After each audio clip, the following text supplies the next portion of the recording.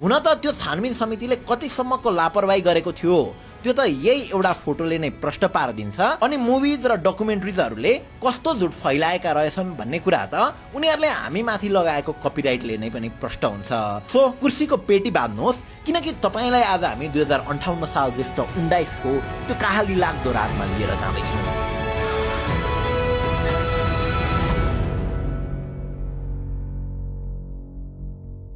Chapter 1 The Dark Knight। हरेक शुक्रबार झैं 2058 सालको ज्येष्ठ महिनाको तेस्रो शुक्रबार दरबारमा भोज आयोजना गरिएको थियो र भोजमा दरबार निकट सबैलाई निमन्त्रणा गरिएको थियो।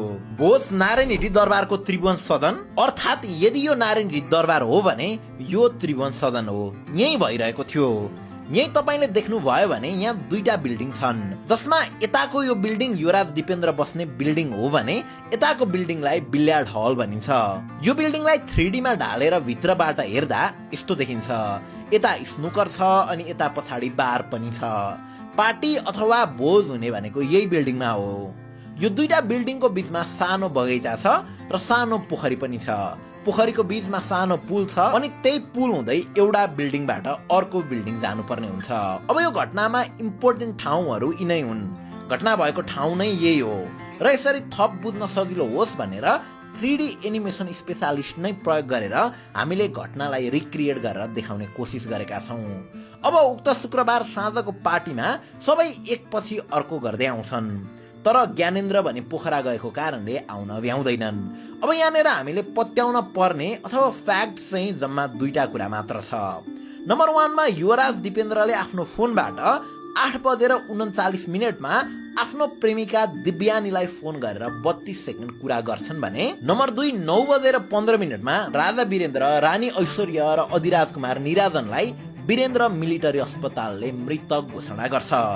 मैले यति दुईटा कुरालाई मात्र फ्याक्ट्स किन भन्न खोजेको भने नेपाल टेलिकमबाट उपलब्ध कल डिटेल अनुसार दिपेन्द्रको फोनबाट अन्तिम कल दिव्यानीलाई 8:39 गएको थियो भने हस्पिटलबाट उपलब्ध रिपोर्ट हेर्दा 9:15 राजाहरूलाई हस्पिटलले मृत घोषणा गरिसकेको थियो। अब त्यही 8:39 र 9:15 को बीचमा दरबारभित्र गोलीकाण्ड हुन्छ। कसरी हुन्छ त्यो म एकैछिनमा भन्ने नै छु, तर त्यो गोलीकाण्डमा परि तत्कालीन राजा वीरेन्द्र, रानी ऐश्वर्या, युवराज धीराज दिपेन्द्र, आदिराज कुमार निराजन, आदिराज कुमारी शारदा, आदिराज कुमारी श्रुति, आदिराज कुमारी शान्ति, राजाका भाइ धीरेन्द्र शाह र कुमार खड्ग विक्रम शाहको मृत्यु हुन्छ। यानि कि राजा वीरेन्द्रको वंश नै नाश हुन्छ। अब ज्ञानेन्द्र त्यहाँ नभएकाले उनलाई त केही हुने कुरै भएन, तर पार्टीमै भए तापनि ज्ञानेन्द्र पट्टिको कसैलाई केही हुँदैन। यानि कि पारस, हिमानी र रानी कोमल सबै त्यही थिए, तर उनीहरू बच्छन्। हुन त रानी कोमललाई गोली त लाग्छ, तर ज्ञानेन्द्र पट्टिको कसैको मृत्यु हुँदैन। Chapter 2 how news flooded. 19 गते राति 9 बजेको घटनाको बारेमा भोलिपल्टको पत्र पत्रिकामा कतै केही आएन।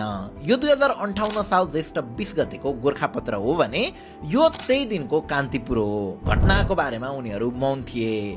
अझ गोर्खापत्रले त राजाको मृत्यु भएको भोलिपल्ट पनि श्री 5बाट शुभकामना भन्दै इटलीको राष्ट्रिय दिवसको अवसरमा राजा वीरेन्द्रले सन्देश पठाउनु भयो भन्दै पत्रिकामा छापेको थियो।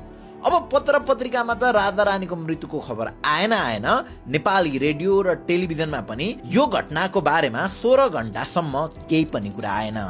तर अनौठो कुरा चाहिँ अन्तर्राष्ट्रिय मिडियाहरू बीबीसी र सीएनएन अनि भारतकै दूरदर्शन र एनडीटीभीले चाहिँ रातिबाट नै समाचार बजाइरहेका थिए, राजा रानीको मृत्यु भयो भनिरहेका थिए। बीबीसी र सीएनएन को पहुँच हुनेहरूले त राति नै थाहा पाए दरबारमा हत्याकाण्ड भयो भनेर, तर गाउँ गाउँसम्म रेडियो टेलिभिजन भएकै ठाउँहरूमा पनि यो खबर पुग्न 16 घण्टा लाग्यो।